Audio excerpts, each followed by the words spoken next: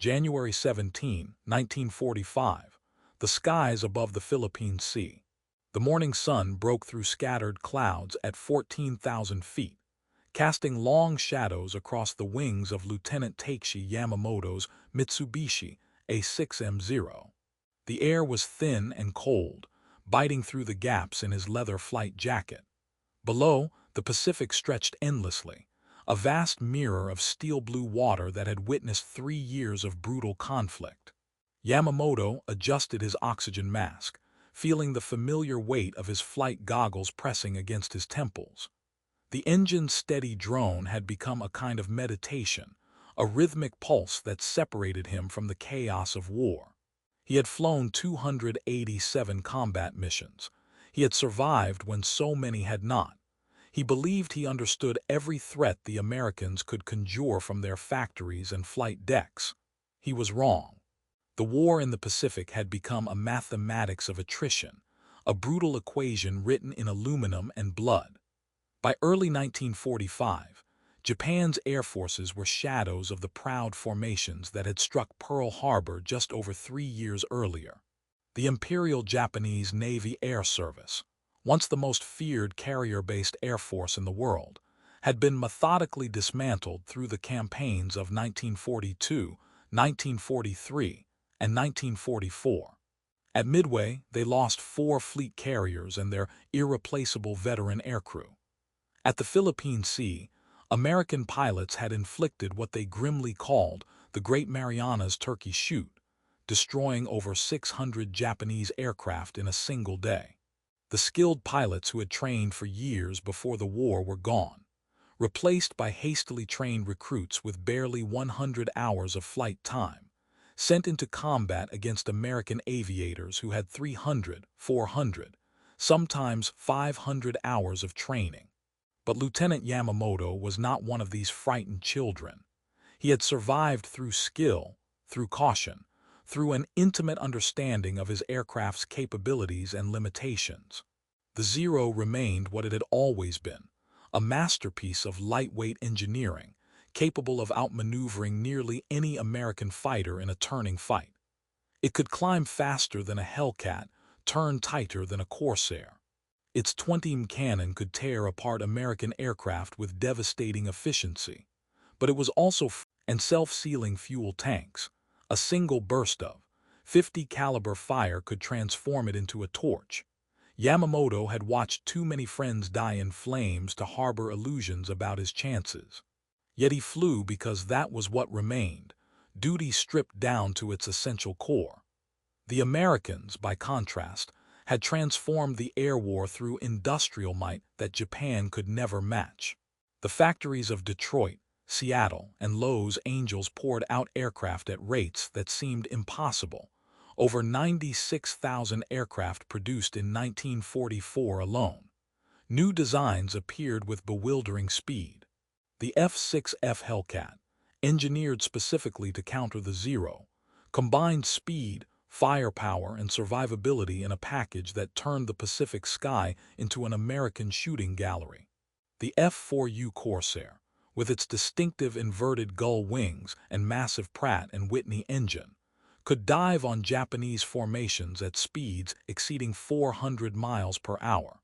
Even the older P-38 Lightning, with its twin-boom design, brought heavy firepower and long range to the theater. Japanese pilots had learned to fear these machines, not through any single overwhelming advantage, but through the cumulative weight of American engineering.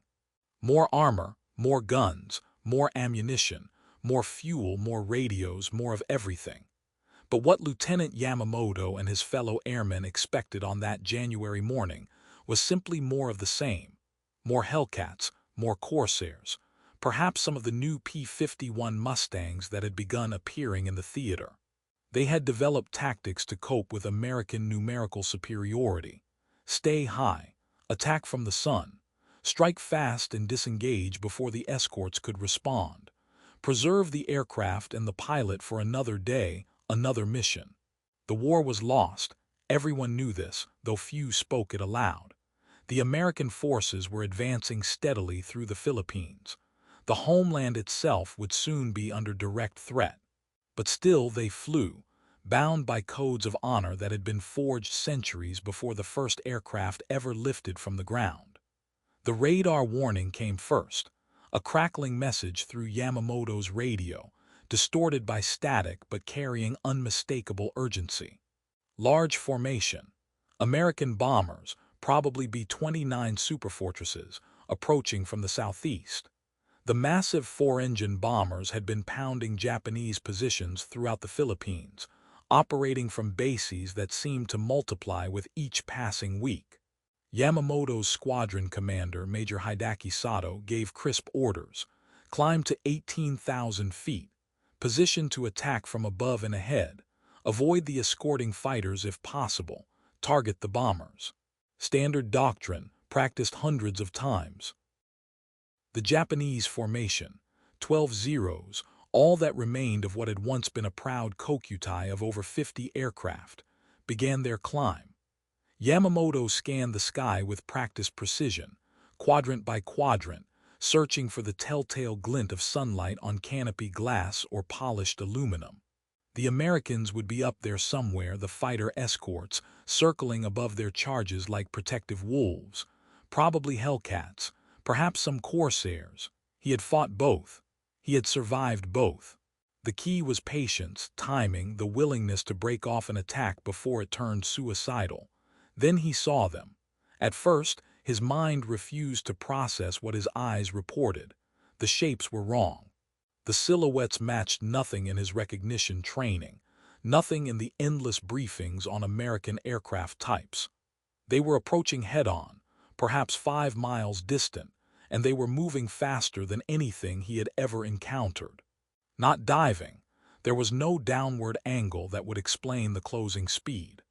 They were in level flight, yet eating up the distance between formations at a rate that seemed to violate the fundamental physics of aviation. Yamamoto keyed his radio, his voice tight with confusion. Unknown aircraft, approaching fast, very fast. Major Sato's response carried the same bewildered tone. I see them. Hold formation. Identify before engaging. The distance collapsed. 3 miles, 2 miles. The shapes resolved into something utterly alien. They had no propellers.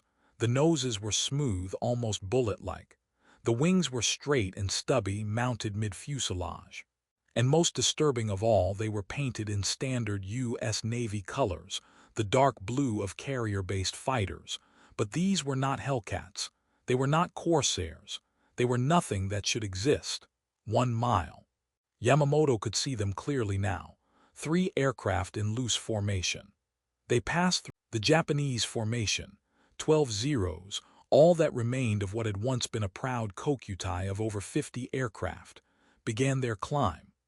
Yamamoto scanned the sky with practiced precision, quadrant by quadrant, searching for the telltale glint of sunlight on canopy glass or polished aluminum. The Americans would be up there somewhere, the fighter escorts, circling above their charges like protective wolves, probably Hellcats, perhaps some Corsairs. He had fought both. He had survived both.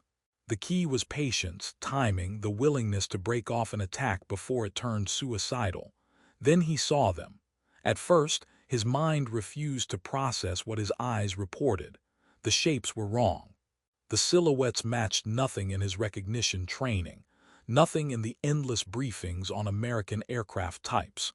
They were approaching head-on, perhaps 5 miles distant, and they were moving faster than anything he had ever encountered. Not diving. There was no downward angle that would explain the closing speed. They were in level flight, yet eating up the distance between formations at a rate that seemed to violate the fundamental physics of aviation. Yamamoto keyed his radio, his voice tight with confusion. Unknown aircraft, approaching fast, very fast. Major Sato's response carried the same bewildered tone. I see them. Hold formation. Identify before engaging. The distance collapsed. 3 miles, 2 miles.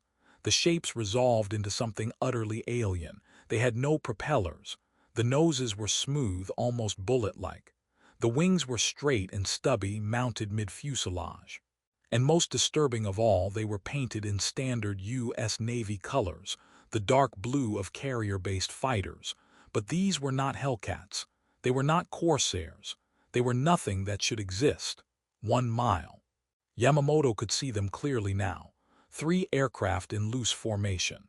They passed through, transcended mere incremental improvement. This was not a better fighter.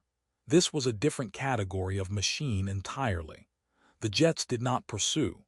They had accomplished their mission, not to clear the sky of Japanese fighters, but to introduce psychological uncertainty into an enemy that had already been ground down to the edge of collapse. The 3 aircraft accelerated away toward the horizon, their exhaust trails marking the sky with lines as straight and purposeful as surveyors' marks on a map. Within seconds, they had vanished, leaving only the spreading debris field where Nakamura had been and the stunned silence of 11 surviving Japanese pilots. Major Sato's voice finally broke through the radio static, and Yamamoto detected something in his commander's tone that he had never heard before. Not fear exactly, but a kind of existential exhaustion, the sound of a man who has just witnessed the fundamental premises of his profession rendered meaningless. All aircraft returned to base, mission aborted. The bombers they had been scrambled to intercept continued unmolested toward their targets. The 11 Zeros turned for home, their fuel already running low, their pilots lost in private thoughts about what they had just witnessed. What Lieutenant Yamamoto could not know, what none of the Japanese aircrew who encountered jets in those early months of 1945 could know, was that the aircraft they had faced was itself already obsolete. The P-59 Aerocomet, America's first jet fighter, was never intended for combat operations. It was slow by jet standards, with a top speed of only 413 miles per hour, barely faster than the fastest propeller fighters. Its rate of climb was unimpressive.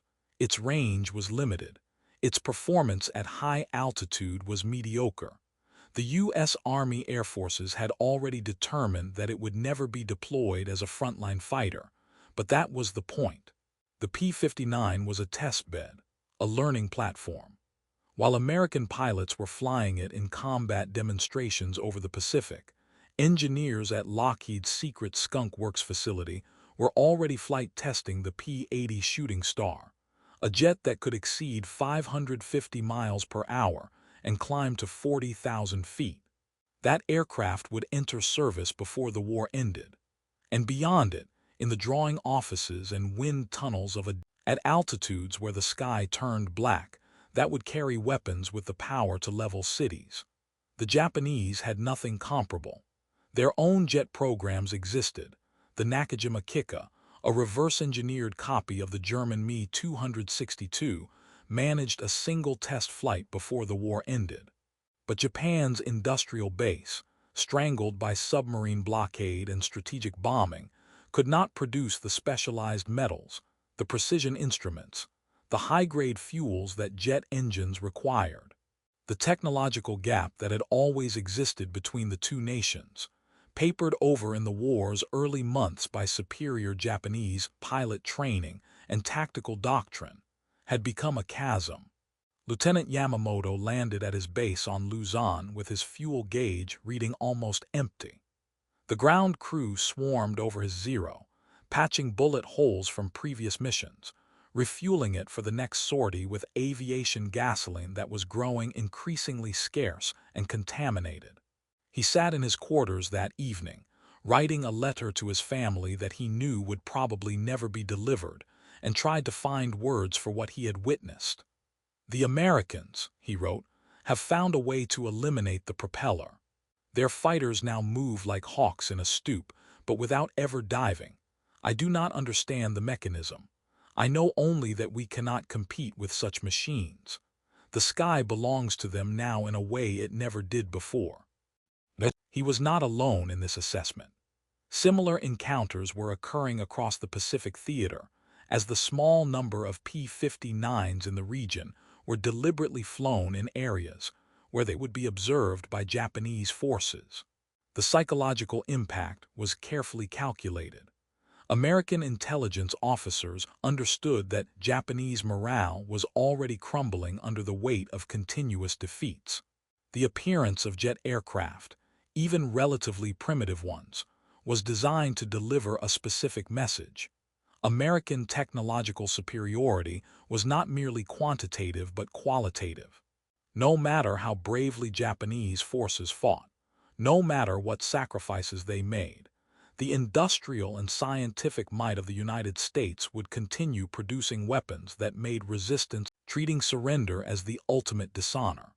American planners recognized that breaking this mindset required not just military defeat, but a comprehensive demonstration of futility, showing Japanese forces that their sacrifices, however noble by their own cultural standards, could not alter the inevitable outcome. The jet fighter was a particularly effective tool for this purpose, because it struck at the heart of Japanese aerial combat doctrine. Air power had always been the one dimension where individual skill and courage could theoretically overcome material disadvantages. An expert pilot in an inferior aircraft might still prevail through superior tactics and fighting spirit. But what the jets demonstrated was that technology could advance to a point where skill became irrelevant. A pilot with 3,000 hours in propeller aircraft could not compete with even a mediocre pilot in a jet. The energy advantage was simply too overwhelming, the speed differential too great, the tactical options too limited. Japanese aircrew who survived encounters with jets universally described a feeling of helplessness that was qualitatively different from the numerical inferiority they had learned to accept. Being outnumbered 10-1 was demoralizing but comprehensible. It was a problem of industrial capacity, of resources, of national mobilization. But encountering an aircraft that could choose the terms of every engagement, that could attack or disengage at will, that rendered all the hard-won expertise of aerial combat obsolete, this was something else entirely. It was like watching the fundamental rules of physics being rewritten in real time. Lieutenant Yamamoto flew 17 more missions between his first encounter with jets and the end of the war. He saw them 5 additional times, always briefly, always at distances that made engagement impossible. Once, a jet passed within 400 meters of his formation, and he distinctly saw the pilot turn and look at him. A moment of acknowledgement between warriors, perhaps, or simply a casual glance from someone who knew he was utterly untouchable. Yamamoto fired a burst in the jet's general direction, knowing it was futile, doing it anyway because to do nothing felt like a surrender of something essential. He survived the war. On August 15, 1945, he was at his base when the Emperor's radio address announced Japan's surrender. Yamamoto was 24 years old. He had logged a moment when the future had announced itself with a high-pitched whine, and a trail of exhaust that drew lines across the sky like a declaration of technological dominance. The psychological impact of jet aircraft extended beyond individual encounters. Reports filtered through the Japanese military command structure, growing more alarming with each retelling. Base commanders filed intelligence reports noting that American fighters could now exceed 600 kilometers per hour in level flight without the use of gravity. Naval aviation officers warned that carrier defense would become impossible if the Americans deployed jet fighters in significant numbers.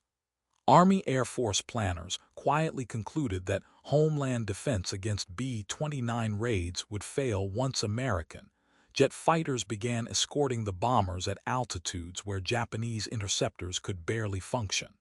These assessments were correct but ultimately irrelevant. The war ended before American jet fighters could be deployed in operationally significant numbers.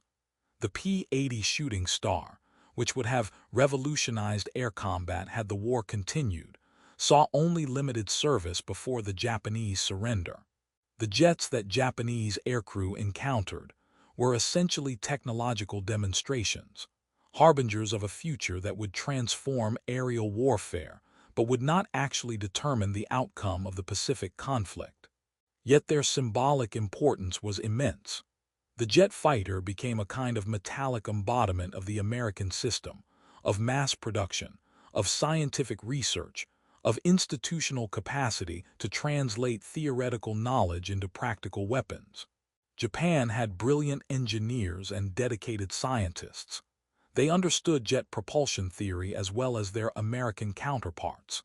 But understanding and implementation were separated by an unbridgeable gap of industrial infrastructure, resource availability, and institutional organization.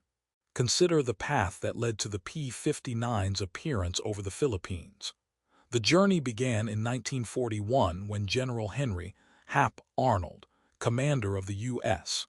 Army Air Forces, learned about British jet engine research. He sent an observation team to England, where Frank Whittle had successfully developed an operational turbojet. Arnold immediately recognized the technology's potential and arranged for a British engine to be shipped to General Electric, which had extensive experience with turbo-superchargers for high-altitude bombers. Bell Aircraft was selected to design an airframe within 2 years. From 1941 to 1943, the United States had progressed from initial concept to flying prototype to operational aircraft. This timeline was only possible because of institutional structures that could rapidly mobilize resources. Wind tunnels and test facilities built with government funding during the 1930s, universities producing thousands of engineers annually, a patent system that facilitated technology transfer, a military procurement system that could fund experimental programs, and above all, an industrial base that could manufacture the specialized components jet engines required. Japan had none of these advantages. By 1943, when American jets were entering flight testing, Japan's industrial capacity was already being methodically destroyed. Submarine warfare had severed supply lines for critical materials. Strategic bombing would soon begin reducing factories to rubble. The institutional knowledge base was too narrow, a handful of brilliant individuals rather than a broad-based engineering establishment. The procurement system was fragmented among competing military services that refused to cooperate, and the resource situation was becoming catastrophic. Building a jet engine required specialized steel alloys containing chromium, molybdenum, and nickel, metals Japan was desperately short of. The manufacturing precision needed for turbine blades exceeded what most Japanese factories could achieve. The synthetic fuels that jet engines consumed were in critically short supply. And even if these problems could be solved, deploying jets operationally would require establishing entirely new maintenance procedures, training programs, and supply chains, all while fighting a defensive war against an enemy that grew stronger with each passing month. For Lieutenant Yamamoto and his fellow pilots, these strategic and economic factors were abstractions. What they experienced directly was the growing sense that they were fighting with obsolete tools against an enemy that could innovate faster than they could adapt. The jets were simply the most dramatic example of a pattern that repeated across every dimension of the conflict. American ships carried radar systems that could detect Japanese vessels beyond visual range. American infantry had semi-automatic rifles, while Japanese soldiers carried bolt-action weapons that had been state-of-the-art in 1905. American bombers operated from bases with concrete runways, equipped with the latest navigation equipment, while Japanese bomber crews flew from primitive airstrips using celestial navigation techniques. The cumulative effect was a kind of temporal dislocation, as if the two sides were fighting from different decades. Japanese forces were using tactics and equipment from the 1930s, often brilliantly executed, still dangerous, but fundamentally mismatched against an opponent that had leveraged industrial modernity to transform warfare itself. The jet fighter was merely the most visible symbol of this gap, a physical manifestation of the different worlds the combatants inhabited. In his later years, Yamamoto would sometimes be asked about his most memorable combat experience. Younger people expected stories of dogfights, of narrow escapes, of dramatic victories against the odds.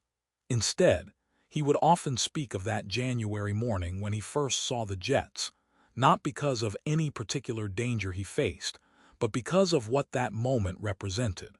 "We knew we were going to lose," he would say.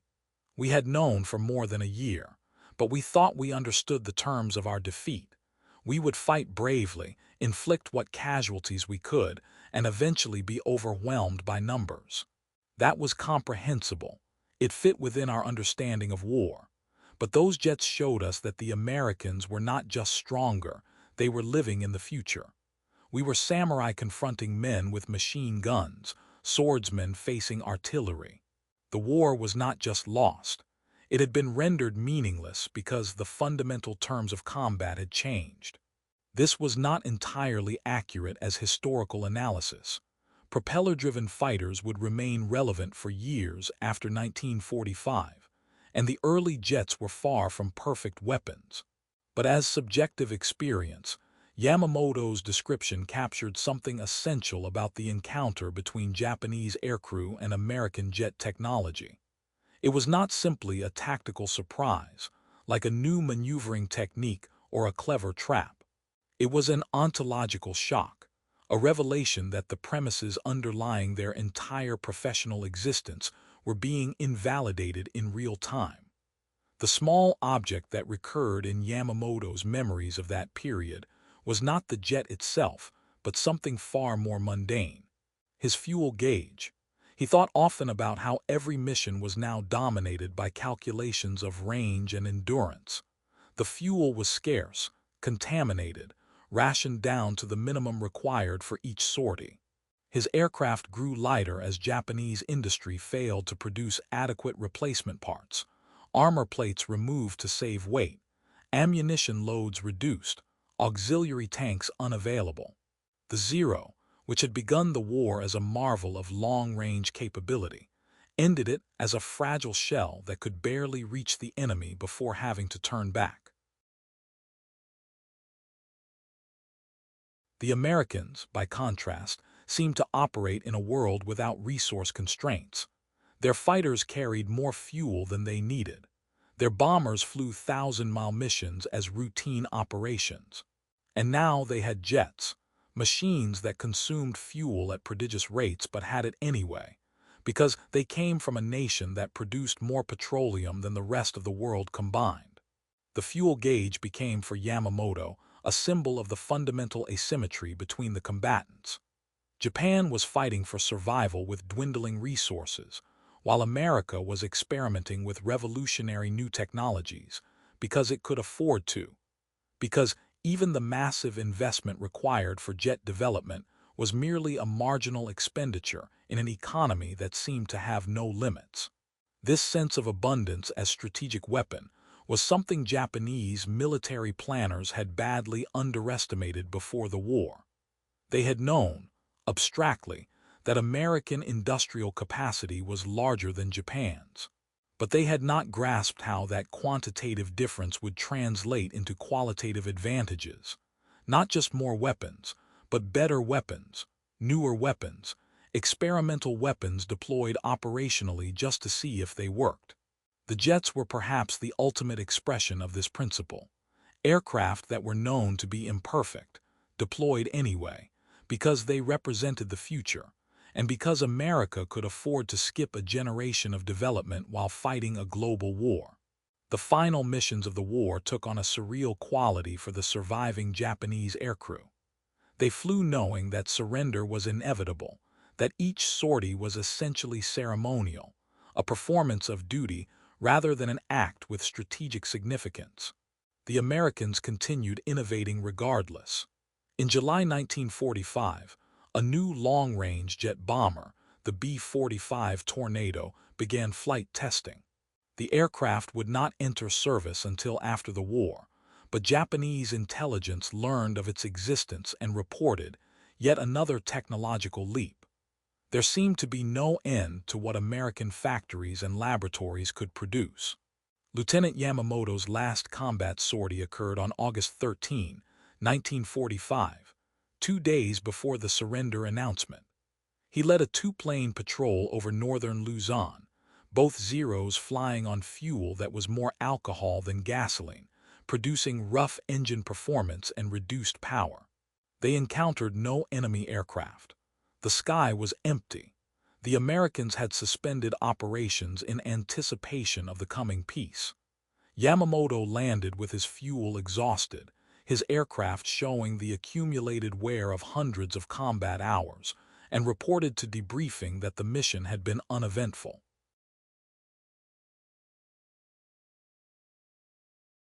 That evening, as he walked across the base in the tropical dusk, he heard it again, the high-pitched whine that had become the signature sound of a new era. He looked up and saw a single jet, probably a photo reconnaissance variant, passing high overhead at altitude where propeller fighters struggled to function. It did not circle or maneuver. It simply crossed the sky in a straight line, at a speed that made pursuit pointless, and disappeared toward the horizon. The trail of exhaust it left behind caught the last sunlight, glowing orange and gold, and took several minutes to dissipate. Yamamoto stood watching that trail fade and thought about the symbolic geometry of what he was witnessing. The jet's path was perfectly straight, no evasive maneuvers, no concern about defense, just a direct line from origin to destination. It was the trajectory of absolute confidence, the flight path of an aircraft whose pilot knew that nothing could threaten him. And it perfectly captured the essence of the broader conflict. One side forced to dodge and weave and conserve resources, the other moving in straight lines because it could, because it had the power to simply ignore opposition. In the decades after the war, as jet aircraft revolutionized aviation and propeller fighters vanished into museums, Yamamoto would occasionally be invited to speak at historical symposiums or veteran gatherings. Younger audiences, accustomed to supersonic jets and missile combat, would ask whether he had been afraid when he first encountered jet fighters. He always answered the same way: "No, not afraid in the way you mean." In combat, fear is something immediate, the fear of being shot, of dying. That fear I knew well. What I felt when I saw those jets was something different. It was the realization that I was witnessing my own obsolescence. Not just my aircraft, but everything I represented. The trained pilot, the aerial warrior, the individual whose skill and courage might change the outcome of battle. All of it was being erased by technology that reduced human factors to irrelevance. That was not frightening. It was emptying. Like watching the world you understood being replaced by a new world whose rules you would never fully learn. This sense of temporal dislocation was not unique to Japanese aircrew. American pilots who transitioned from propeller fighters to jets reported similar feelings of disorientation, of having to reconceptualize everything they knew about aerial combat. But for the Americans, this transition occurred within the context of victory and continuing institutional existence. For Japanese pilots like Yamamoto, the jets themselves were, in the final analysis, militarily insignificant to the Pacific War's outcome. The small number deployed had minimal tactical impact. The war ended through conventional means: submarine blockade, strategic bombing, and ultimately nuclear weapons. But symbolic significance is its own kind of power. Those brief encounters between Japanese propeller fighters and American jets became touchstones in post-war Japanese memory. Moments when the future announced itself with undeniable clarity, when the gap between the combatants was rendered visible in a form that could not be rationalized away through appeals to courage or spirit or sacrifice. Lieutenant Takeshi Yamamoto died in 1993 at the age of 72. He had lived through Japan's post-war reconstruction, its economic miracle, its transformation into a technological superpower. He had watched as Japanese companies became world leaders in electronics, automobiles, precision manufacturing. He had seen Japanese engineers design some of the most advanced civilian aircraft components in the world. And he had thought often about the strange irony that the nation which had been so comprehensively outmatched in aviation technology during the war had become, in peace, a crucial partner in the global aerospace industry. But what stayed with him from the war was not the eventual recovery, but the moment of revelation. That January morning, when 3 aircraft without propellers had appeared in the Philippine sky, and demonstrated that the war had already entered a phase beyond Japan's capacity to influence. The memory carried no bitterness. He had long since reconciled himself to the war's outcome and his nation's responsibility for initiating it. But the intellectual and emotional impact of encountering those jets, of seeing the future arrive before the present had finished playing out, remained vivid to the end. On a shelf in his modest apartment, he kept a small model of a P-80 shooting star, the American jet that had represented the next generation beyond what he had actually encountered. It sat beside a model of an A-6M0, the aircraft he had flown in combat. Visitors sometimes asked about the juxtaposition. Why display the weapon that had made his own obsolete? His answer was always the same: to remember what it felt like to realize that courage was not enough. That training was not enough. That even skill and experience and willingness to die were not enough. The Americans had learned something that we never understood until it was too late.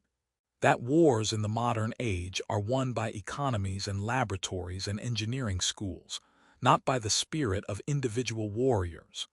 Those two models remind me of the price nations pay when they forget that truth.